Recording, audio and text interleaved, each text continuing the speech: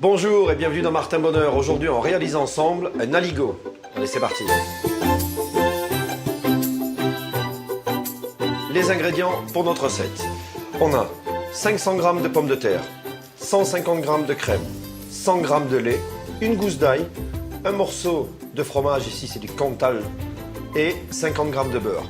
Alors l'aligot c'est quoi? L'aligot c'est une spécialité régionale rurale de la région de l'Aubrac en France qui est fait souvent à base de tomes.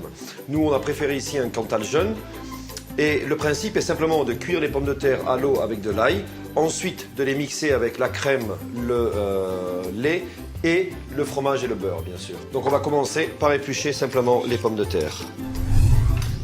Voilà, donc maintenant qu'on a épluché les pommes de terre, on va simplement les couper de façon grossière mais régulière. Voilà, et simplement les mettre à cuire pendant 20 minutes dans de l'eau légèrement salée. N'oubliez pas qu'ensuite on va rajouter le fromage et que le fromage est bien sûr déjà salé. On va les égoutter. Hop. Alors on va mettre nos pommes de terre directement dans le robot, encore chaude. On va mettre la crème, 150 g, le lait, 100 g et le beurre, 50 g. Voilà, on va pouvoir déjà tourner une première fois.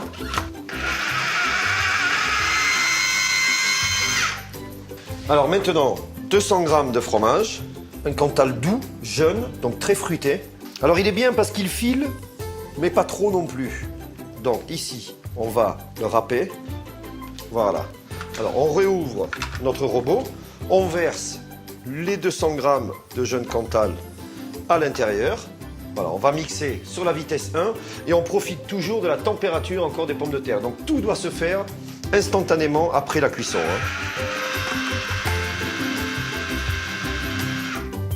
On va vérifier la consistance, on doit avoir quelque chose qui est relativement souple, regardez. Ça file. Alors souvent, ça se travaille au chaudron comme ça et on remue et on mélange. Je peux vous dire que ça, il faut le mélanger pendant quelques heures pour que ça file. Donc ça, c'est quand même une version rapide et plus facile à faire à la maison, pratiquement juste avant de manger. À partir de maintenant, tout est terminé. On va pouvoir enlever la lame, voilà, et verser notre aligot.